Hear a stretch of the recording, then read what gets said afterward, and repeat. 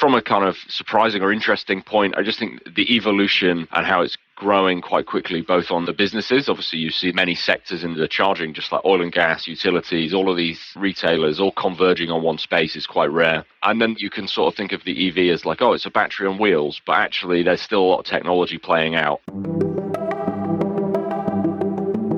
Welcome to In Between Charges. I'm Kevin Spangenberg, along with Mike Hawks, my host. Mike, how are we doing today? Very good, thank you. It's spring-like, EVs on the roads. Yeah, feeling good. Yeah, the blue sky is peeking in here in Copenhagen, but don't be fooled. It's still very cold.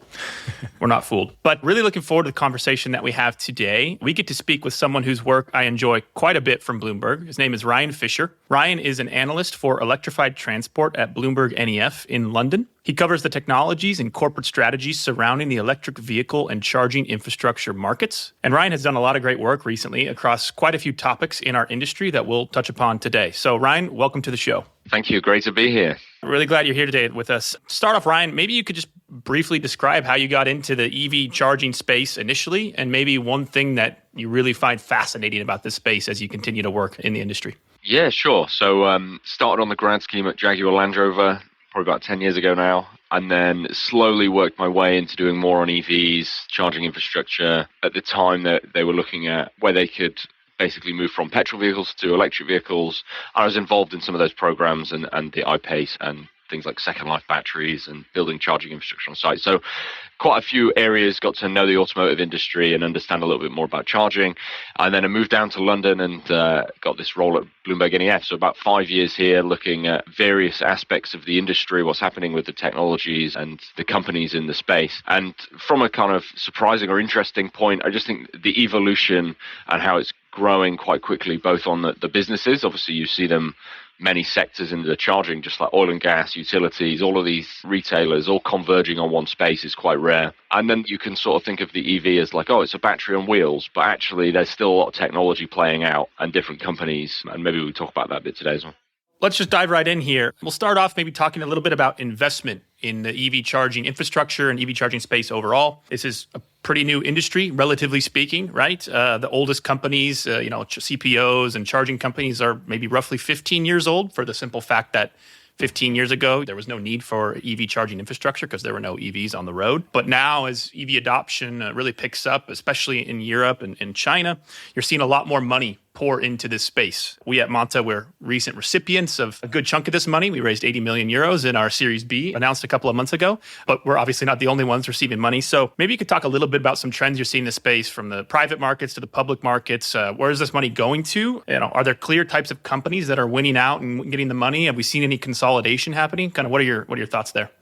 Yeah, so I think maybe a little bit of a plug, which is that we're writing a report on this at the moment, and I'll just give some high-level views. So yes, money's still going in. It's going to several types of companies, obviously the software ones like yourselves, but we're seeing it go into the software side, but also into the kind of operator side, people trying to sell electricity, lots of infrastructure investors interested in that space, and clearly government funds coming in and kind of supporting that as well. One of those things that's quite noticeable, both talking to companies and when starting to look at these initial numbers, is that companies are sort of looking at several spaces in one go. And maybe before people would have their niche, and now that niche is kind of going a bit wider. So I talk to the hardware companies and they'll kind of say, well, actually, we need to do the software. We're going to do the software and the company will come to us. And then you talk to, obviously, the software companies think it's going to go to them. And then the people who are operating, and sort of every company is converging, I think, around, oh, there's a lot of future value in software, but who's actually going to win that is interesting. But dotting up, kind of scoring each of the companies and deciding, oh, well, are they a software company, the hardware company, are they doing both?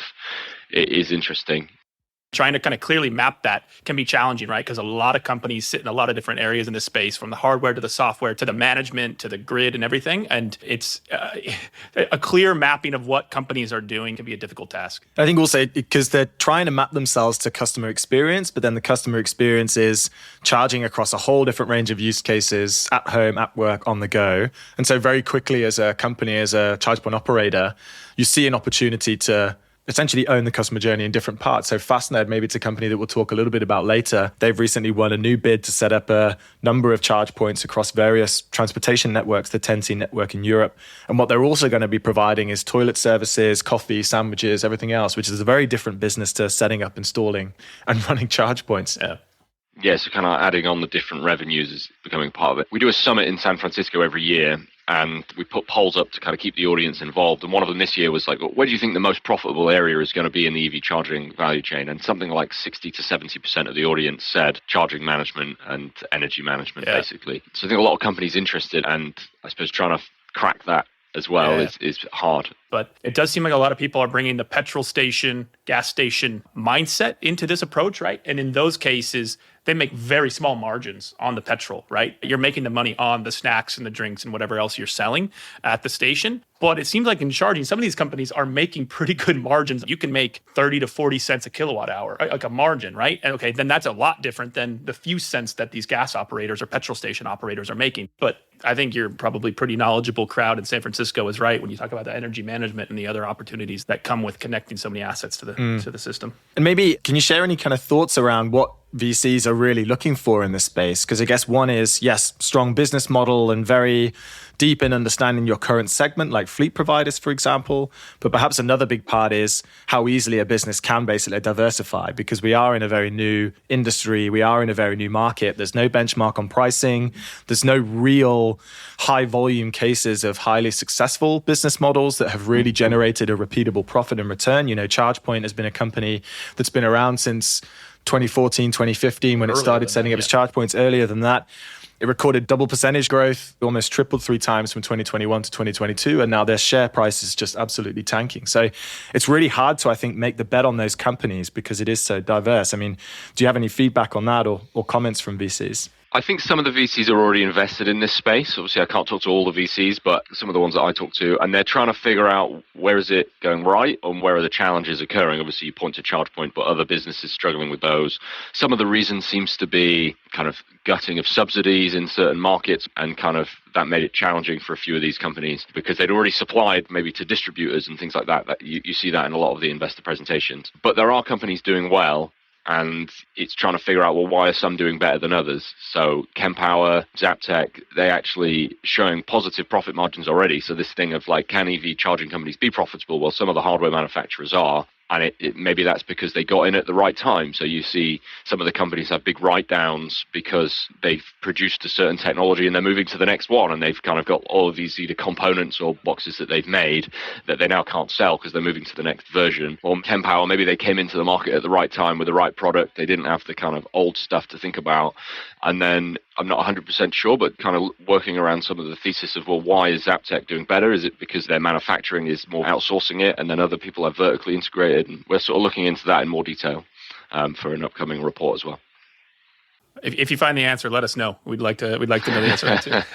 Go ahead. No, I was going to say, maybe we can go into that one as well. I mean, the differences between some companies that are struggling versus those that are being very successful. But if we're talking about some of the charging networks that are being rolled out, you know, a big thing for them is, I think in terms of number of grants and volume of grants from the NEVI funding that have been secured, Tesla is front runner.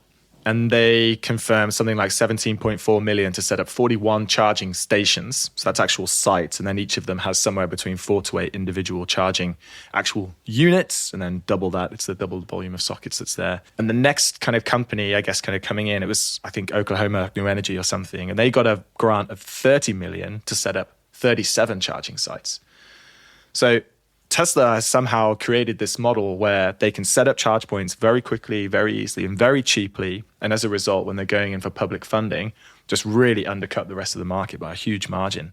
One of the key points will be who is making the cheapest offer? How are we using and making the most of the taxpayers' money? And straight away, Tesla comes in on top.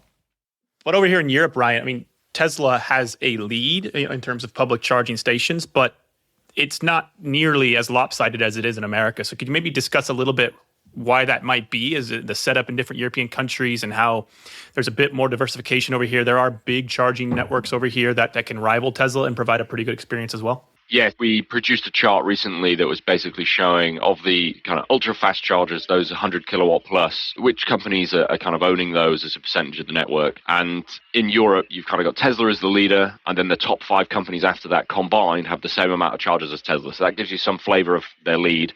But then there's 500 plus other companies, depending on how you split it, and they've got something like 2 to 4 times more chargers than Tesla when you put them together. So lots of companies, it does point to this, when is consolidation between them going to occur, but a thriving market, lots of competition. Then in the US, I think Tesla have got something like 4 times more chargers than the other top 5 companies combined, and then the other companies had hardly any chargers at all. So that kind of like bucket of 500 plus companies in Europe, they just don't even exist. Yeah. But what's good about, or starting to be good about the NEVI grant, is that is spurring some level of competition.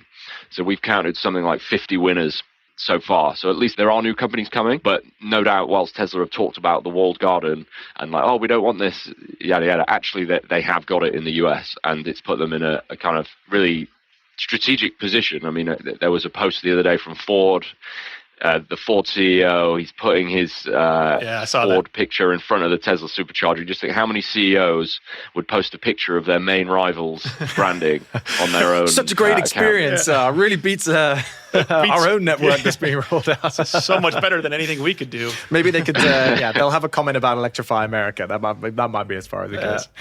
You're like, talk about those 2 to 500 other companies that do exist in Europe and in the US. I'm looking around trying to understand the market. I guess Europe started this journey further back, right? Tesla is American. It's not European, right? So they kind of got a head start on that over in America. And it hasn't been a viable business. It is not a viable business in many states in America, right? If only 1 to 2 to 4% of cars are electric, in any given year or in any given state, that's not a great business idea. Whereas in Europe, I think a lot of companies, from utilities to hardware manufacturers to pure play CPOs, they recognize there's an opportunity there. Plus, a more concerted effort amongst governments in Europe to really, this is a stated intention of many European governments, is to transition their country's fleet to electric vehicles. And they've, a lot of cases, put their money where their mouth is there. And I think that has created more competition and a more diverse market here in Europe. Would you agree with that?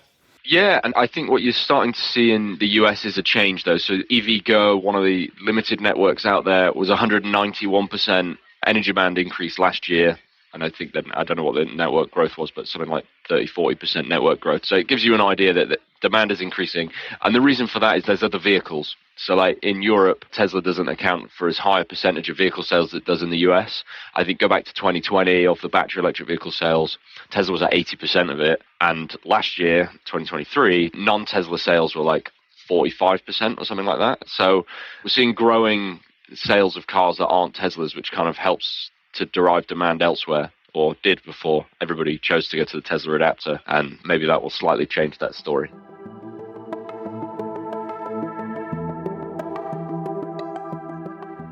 We've talked a little bit about the private market, and I think maybe one thing to highlight is definitely started to see a trend more recently. So there's investment in the software management service providers, there's investment in the hardware and the infrastructure. But another part that we're starting to see, to be interesting to hear your kind of point of view, Ryan, is much more investment, particularly in the seed and Series A, to these energy management businesses that are perhaps focusing on the problem from a different angle. Starting first on how do you provide more modernized and connected energy services to the home and to utilities, basically via the charging network. Do you have any comments around that area, Ryan, or are you starting to see some growth there?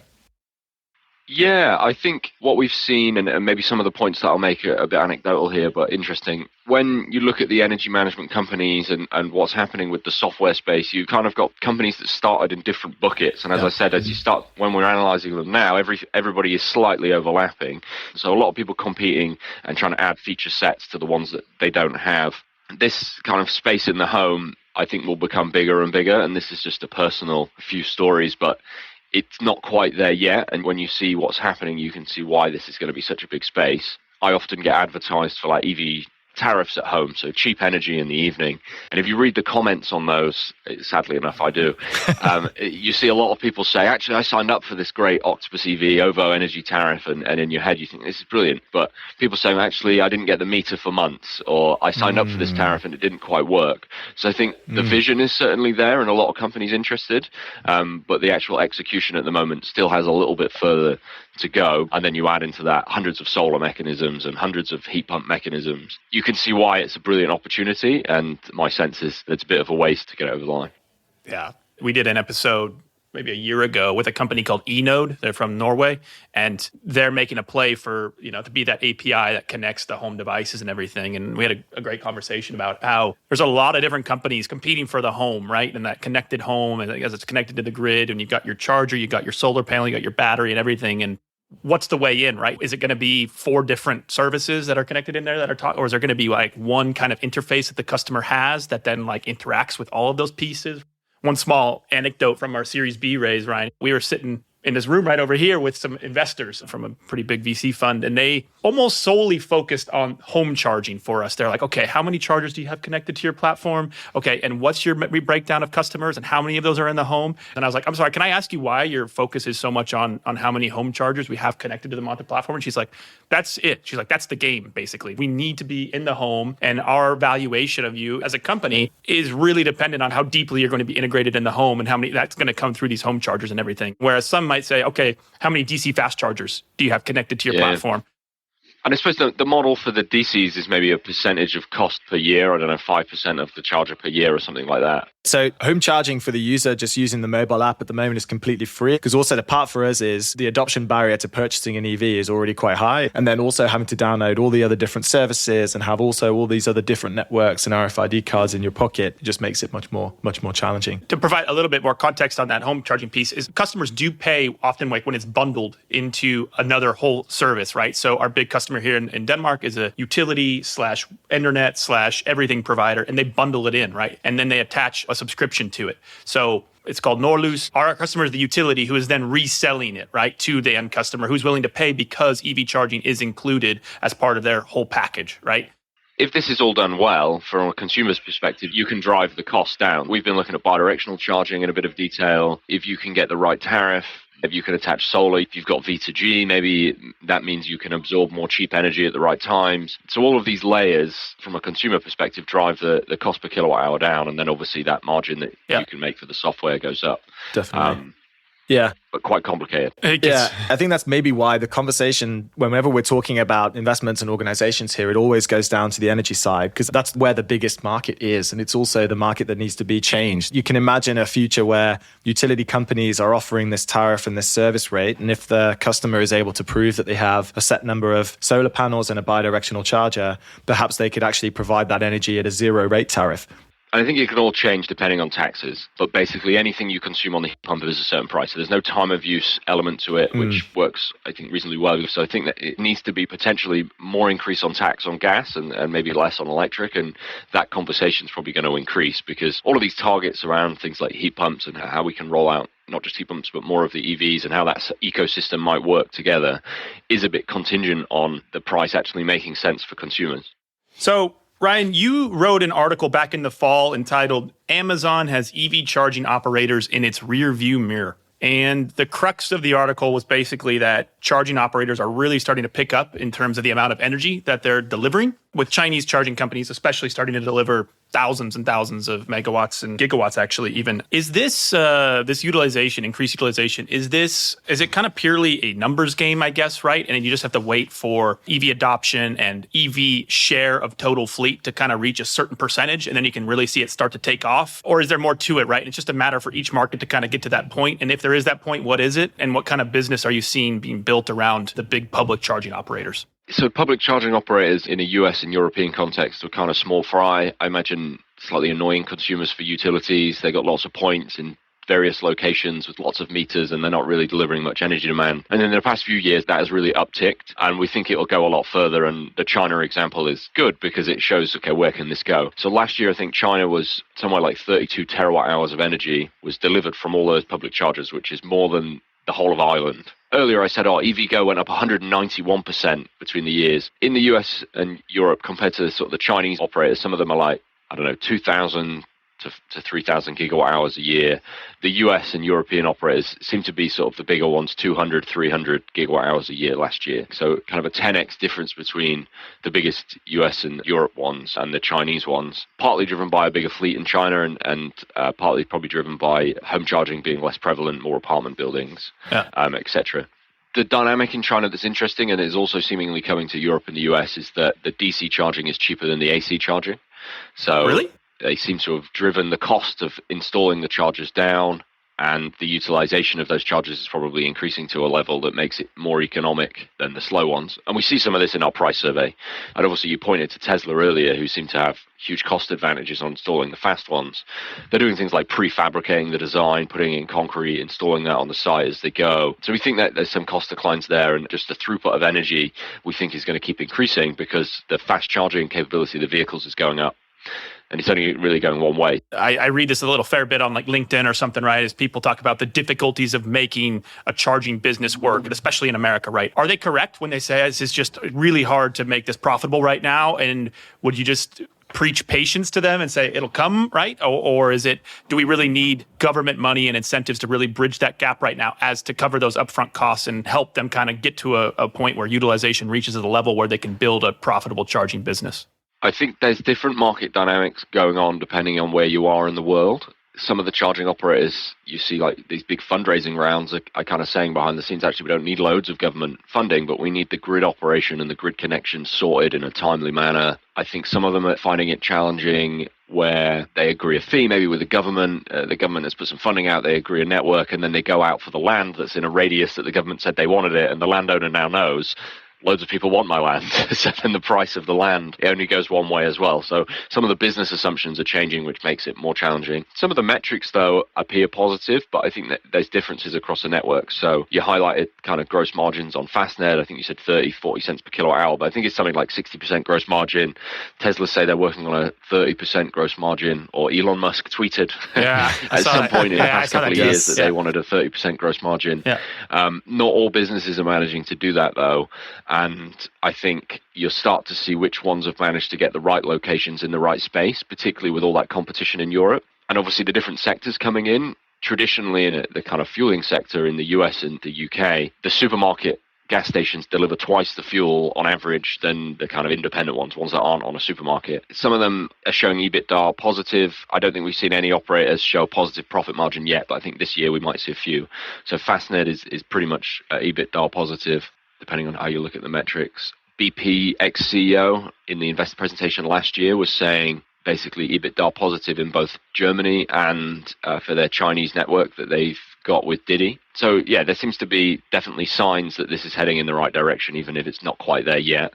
You could separate it into two different ways, and this is also how the European Commission talks about it with their essentially charging infrastructure master plan. They talk about the one scenario, which is demand driven by the EV driver, and that's this steady buildup of slow charging within the workplace and within areas basically where people will be parking for a longer time. And the objective there, or the goal of the organization, is not necessarily to make their margin and their revenue via the charging service. It's either to offer it as amenity or as some sort of complement to their current business model, basically. So in a lot of retailers, we start to see they have one of their membership cards, they can access cheaper prices, and they would accept a loss on that price, and then they would put the price much higher for people who might be accessing it on a roaming network who's not a member. People would then go into, purchase some of their products or whatever it is and be able to use it on a more frequent basis. Moving on to the charging units itself, I guess we've talked a little bit about the private market, some of the incentives, maybe some of the business models as well, starting to win the race a little bit more. But then if you think about the iterations of charging and the units themselves, more discussions, particularly as fleets look to electrify heavy-duty vehicles. And in order to meet those goals, we have very different charging needs that also have very different types of charging units. If we talk about 800-volt electric vehicles or some of the megawatt chargers that are coming out there, very, very expensive types of technology, deliver a ton of power at any one time. I mean, what are your kind of thoughts or comments on to the extent that these are actually necessary? I think that consumers maybe are not quite familiar with, like on a mass market basis, with how the charging works. And I always compare it to broadband. It's not quite the same, but there is some similarities in that the vehicle's telling me I can get 350 kilowatt, and then you go to a station that's either slightly slower or says is a certain amount, but it only gives you that amount at a certain time as long as it's not splitting the load. And the best networks are managing to deliver basically the load they say to every vehicle all the time, and setting up that way, or kind of being a bit more aware of the probabilities that the split could happen. And the best vehicle manufacturers are managing to provide the highest power that they advertise for the longest period of time. But those differences are not quite there, and that flows through to that statistic that I said, which is that like the average power of charging was only about 70 kilowatt. So it's still a long way off the 350 that's being advertised. And I think it shows when the analysis we've done of the 800 volt vehicles is something like 7 out of the 10 biggest manufacturers by revenue are building 800 volt platforms. So I think it's the next generation nearer, and that's still 400 volt. So that's showing, well, actually, maybe you don't need to have 800 volt on every vehicle. It could be too expensive. However, there are some examples, and with those platforms coming out, that this is going to get more mainstream. And with that, it could bring the costs down. And as the costs come down, it'll maybe flow to even cheaper price vehicles. So BMW's new platform in 2026, I think the Now class, and excuse my pronunciation, is going to have mass market saloon and SUV vehicles on it. VW talking about 2028. So more and more 800 volt vehicles coming. And with that, in theory, faster charging for longer. I do wonder how important the bringing it from 20 minutes to 10 minutes really is, right? At the end of the day, it's 10 minutes and everything. I guess for some people, it could be very important, but I just do wonder, is it worth the time, dedication, and resources to really, drop that down by 10 minutes for people? And a lot of the statistics, like Fastnet, are really good at showing what's happening on their networks in different countries. And it does vary by country, but it is often 20 to 30 minutes that people are stopping for. And that hasn't really changed. Yeah. Just that people have absorbed more power in more energy in that 20 to 30 minutes. Yeah. And maybe that fits with them doing a break, going to the toilet, going in the shop. So that is a good point. Yes, exactly. Yeah. I was listening to a great podcast with Nikolai and the CEO, Nikolai Tangen, who's the kind of CEO of the Norwegian Wealth Fund and then a CEO of a pest control company. I can't remember the name of the company. We'll talk about it. They're basically trying to electrify their whole fleet. And they're talking about how it's all about trying to basically optimize for windscreen time and then set your individual driver to an area where they can service the highest volume of customers basically in the least amount of time. And for them, the charging time then that's spent is actually quite costly for them because that might be another customer that they can't necessarily go to visit. And so for them, this type of fast charging does have a very valid case. It's also the comfort, isn't it? Peace of mind goes far.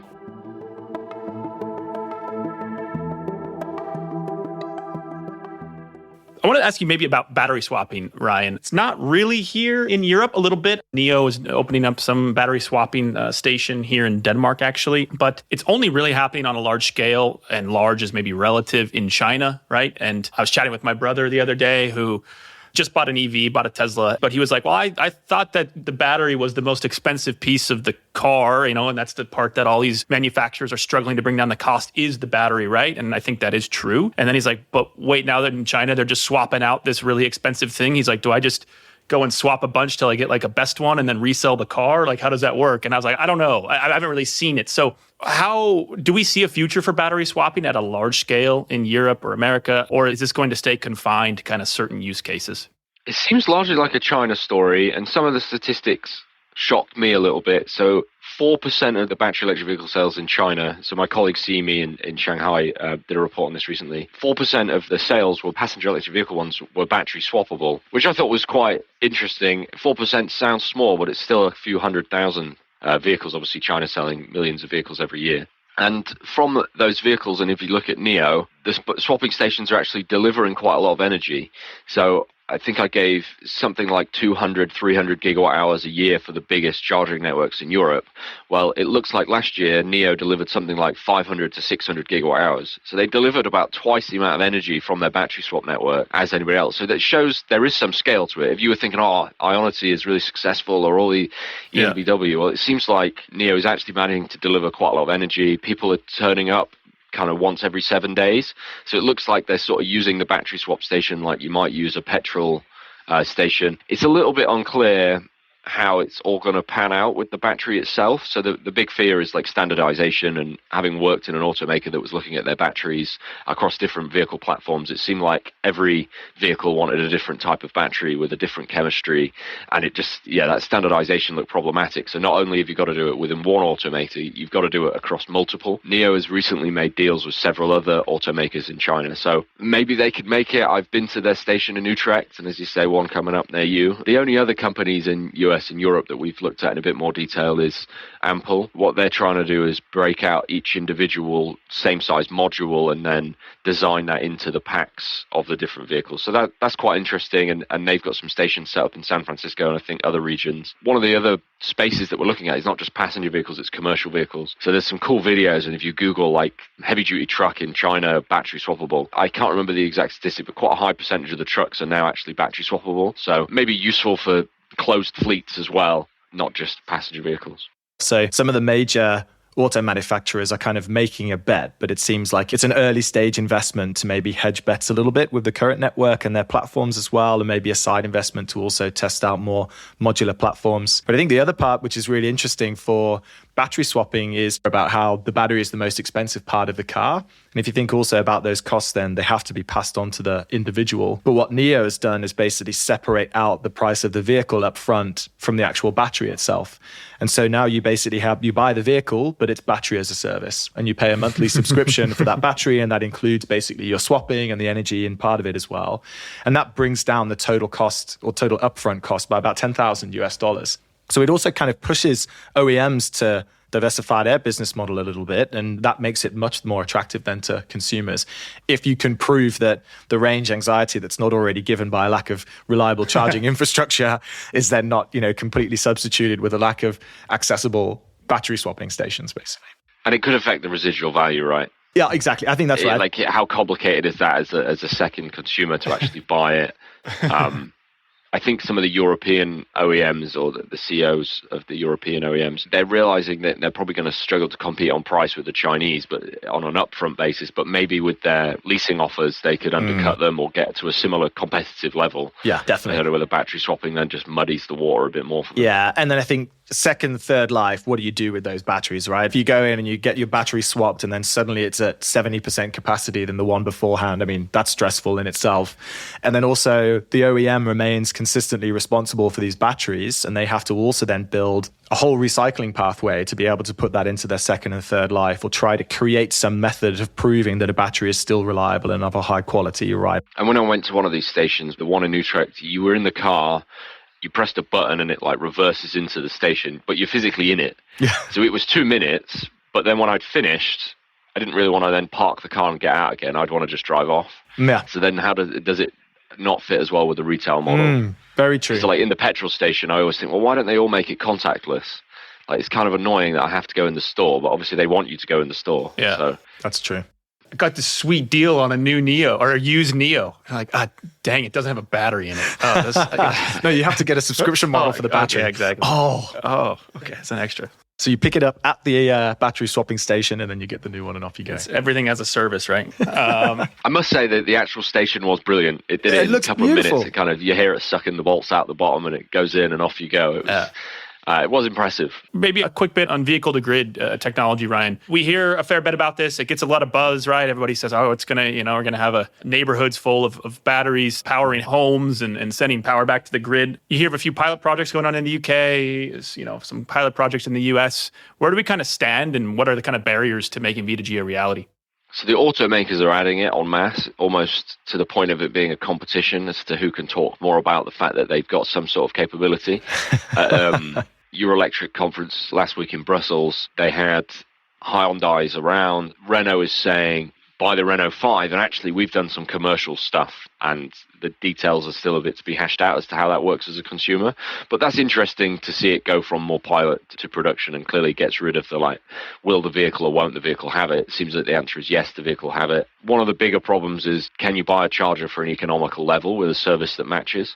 Any vehicles that have announced it, like, I don't know, Ford are saying you've got it. It seems about $10,000 for the kit that you need. So there's more competition needed there to bring the price down. Octopus released a commercial tariff the other week. From what I could quickly discern, you probably make a couple of £100 a year over smart charging, and that isn't enough to pay back multi-thousand-pound extra expense on the chargers. So still a bit of a ways to go on commercials, really, is what I'd say. Yeah. Whilst could be very interesting. We did a long-term study. And what this showed was, like, if 100% of people did V2G, my God, there'd be so many batteries and you could do a lot with it.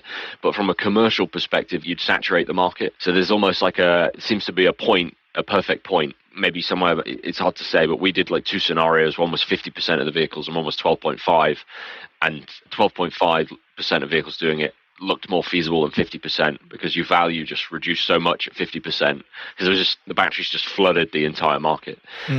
So some people might make a lot of money if they're the first to get there, and then at some point maybe the value will go down. So when you say the value go down, I mean, that's also downside for the charging networks as well, right? Because people are essentially making more use of their mobile battery and selling energy back perhaps more often than they are actually consuming it. We kind of have a big model that looks at what needs to be built over time. So is it solar, is it wind, how much energy is going, what's the power price, and kind of we put this virtual battery in that kind of simulates the V to G, and that was the one that we did. When you think about that vehicle and each individual battery, it kind of depends on where it is and the localization. So we do stuff on grid investment, for example, and one of the things that's happening is obviously these flexibility markets, and the idea is we will not invest in the grid, we'll make a flexibility market instead. But how that turns out is actually quite hard to forecast. Because what can happen is if you put this big battery in the model, is it goes, oh, great, let's just build loads of solar. But then you end up with a humongous peak demand that means that you need like twice the grid infrastructure to manage it. In theory, in practice, maybe what you can do over time is localize like where energy is consumed close to where the energy is either produced or the storage is available, and therefore you have less grid infrastructure. So we're just kind of trying to iterate on like our methodologies to look at that in a bit more detail. Interesting. So flexibility markets is a good kind of segue to the final section. We wanted to try to talk a little bit about some of the other cool things that can be done with connected assets. And so obviously, the first part is being able to use the battery, but also other decentralized energy resources like solar panels, etc., heat pumps in the home to basically support stabilization of the grid. That's kind of part of the answer. We still need some grid upgrades. But another thing that's started to come out a little bit more recently is this topic about carbon credits for electric vehicle charging, largely calculated as a result of the offset of emissions that you have from charging your electric car as opposed to refueling a combustion engine vehicle. I guess it's not yet at a stage to be able to say, at least for a lot of charging networks, that you're charging via 100% renewable energy. And, carbon credits, they have a bit of a kind of mythical atmosphere about them within the overall industry and the overall market. But I think it's also fair that they're not worthless.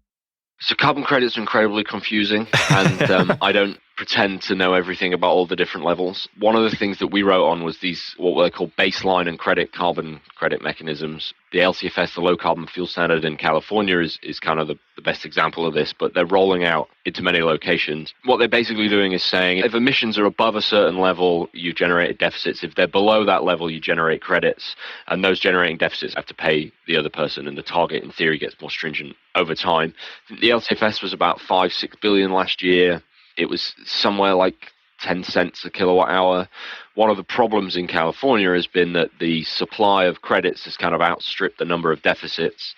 So they're trying to get rid of things like biofuels that have excess food crops in them and basically trying to make the supply go a bit lower to bump the price back up, or even make the target more stringent could help. So the credits are a good mechanism. I think they can count for like 10% of revenues for some of the charging operators. In Europe, the Netherlands and Germany have these schemes, but in the Renewable Energy Directive, the new one that got signed off, in theory, every country should have one of these by 2025. So the rules, the intricate rules of the game, as it were, and the design makes it complicated either for consumers or companies.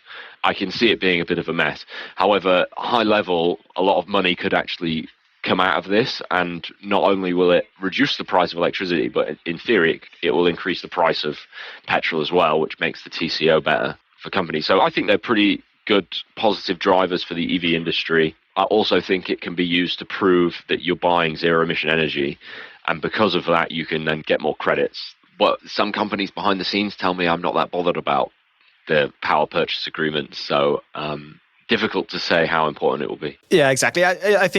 I do think it depends on the customer group and the use type. We have done a fair bit of research on carbon credits and then also power purchase agreements, but kind of guarantees of origin. And it's become quite interesting because the barrier to essentially setting up a charging site already is quite high. And if you can prove that, 10% of your revenue would come from these carbon credits, also not just now, but over the whole lifetime of your charge point, that's not a small amount. You could either use it to subsidize electricity costs, or you could create some sort of bonus structure to drivers. That's something that could be really, really valuable. And then with guarantees of origin, I guess we've had conversations with some fleet providers, and because there are now these CO2 emissions goals, essentially, by the end of the year, they are mandated to reach and prove that they are reducing their emissions, be able to prove to carbon accountants that the energy consumption you are basically driving also is from reliable, renewable sources. And we start to see a few network providers make these purchases of a year's worth of just solar and wind energy. Often as a consumer, a home consumer definitely, but others, you won't know how to do the admin, and you probably won't figure it out for the sake of $200 a year. Yeah. So in Germany, and I think in California, you've got that side of it. And then as a company like yours, if you're controlling all those home charges, I guess you could move the demand to low carbon times. Yeah, we do that. And from doing that, you can then prove to the net, actually, they consumed it at this instead of X instead of Y emissions. Yeah. And that's why we can generate more credits. Exactly. That's a big model that in the US or in the Massachusetts, they've rolled out this standard called the Clean Peak Standard. So these kind of more complex models, particularly for the home energy user, are really starting to emerge and can be quite powerful. Maybe a question that comes up on this is who's ultimately going to control the charging, and where does it come through? And we talked about meters and obviously chargers and then the automakers. How are you finding it connecting between either meters, chargers, or automakers, and how willing are they to let you in? I think it's a complex question to answer, because I also think no one's really solved for it yet. I can kind of share maybe a couple of thoughts. A lot of hardware manufacturers' software often gets switched to a different provider, depending on the back-end system that network operator is already using. So already it's very hard for the hardware manufacturer to actually insert themselves in that segment unless they have a very strong, reliable software service themselves. I think for the OEM, there is always a bit of a strategic dilemma, which is our belief is going through the charging asset. That's where you have more of the direct interface to the consumer, to the grid, and also to the different use cases. But then through the OEM, particularly with things like plug and charge coming in, the actual centricity of experience is driven by the vehicle itself, because people can just go and charge and set up and have all of their accounts kind of sent through there. So I think that's something that will probably come up in the next few years. And then I think another part is the utility company ultimately wanting to own that end-to-end experience. They're also providing preferential tariffs for home and then also for charging networks. And they basically own the customer throughout that journey by being the home energy provider. So there's tons of different segments that are really kind of pushing in here. And I think maybe it'll vary massively by country. The interplay between all the entities that want to participate in this is one of the more fascinating elements to me, right? And then Monta sitting out there as a software layer, plus the utility, plus maybe a CPO that's also sitting in there, and just slicing and dicing that all the way. And then there's the hardware manufacturer who, their hardware can do some things. We try to put the pressure on them to do V to G, et cetera. You just start to kind of really get, you can kind of go cross-eyed a little bit when you're trying to try to make sense of it all and how it's going to shake out. Yeah. I've almost been the perfect customer for something that doesn't exist in a way. So moved house, would like to have charge point, heat pump, solar, battery, and happy to have a tariff that goes with it. But even the best have each offering, but each is separate. So there's a tariff that works pretty well with EVs, and there's a tariff that works well with heat pumps, and you can get a heat pump and you can get a solar panel. But there isn't all of it together. And I don't know, I'd be interested, even if you did it individually, whether their heat pump would talk to their solar panel, would talk to their, and how it all works. So there's almost like a financing model where all of that kit definitely works, has your tariff, and then they know, well, you're the consumer for 10 to 15 years, because most people probably don't change their energy provider, and you've got a load with them or something. Yeah, and we talked a little bit about this as well. The utility has a really high switching cost. Interestingly as well, in the European Union, the regulation's been passed that will be able to say you can have different utility providers depending on the asset that you have in the house. Oh, wow, I didn't know that. So you could have a utility and single tariff basically for your EV charging unit and your solar panel, but you would have a separate utility provider for all of the mains electricity, for example, to run your fridge, your oven, your lights, or anything like this. So I kind of feel like what we want is simplicity for the customer at the end of the day, but to get there, we're going to be going through a much more complex, fragmented experience. And then eventually there would be some sort of consolidation coming out the other side of the inverted hourglass, if you will. It's a little concerning that us three live this every day, and we're like, this is complex. And we're like, we're counting on the average person out there to be figure this out and take so much interest in it. And we're like, good luck. I'm like, this is going to be tough. All right, Ryan, we've got one final question to wrap us up here, and then we'll close out. Sound good? Hit me. All right. If you could bust one myth about EVs or the EV industry in general, what would it be? So I think this paper we're writing on profitability is like EV charging companies can't be profitable. And I think it's proving that there is a couple out there that already are, and they're largely hardware based, but we might see a few of the operators tipping that way shortly. Doesn't mean they're going to be there forever, but yeah, I think that would be the area. Okay. For me. So do you want to come to Vegas with me tomorrow and convince all the American charging companies that it is possible and they should invest because profits are just around the corner? I'll come to Vegas and then we'll see how it goes. Okay. Cool. All right, Ryan, well, thank you so much for joining us. This has been a fantastic conversation, and I think that does it for this episode of In Between Charges. Thank you for joining. Thank you so much, Ryan. Really great talk. Thanks, Kevin. Thanks, Mike. Thanks for joining us for the latest episode of In Between Charges. As always, I'm Kevin Spangenberg, joined by Mike Hawks. Thanks for listening. If you liked what you heard, give us a rating on Spotify. Keep our perfect 5-star review going. We're up to almost 40 reviews now. We'd like to keep that streak going. If you didn't like it, please don't leave a review. You can follow us on LinkedIn, on Instagram, and we'd love to hear what you have to say. So we'll see you for our next episode. Thank you.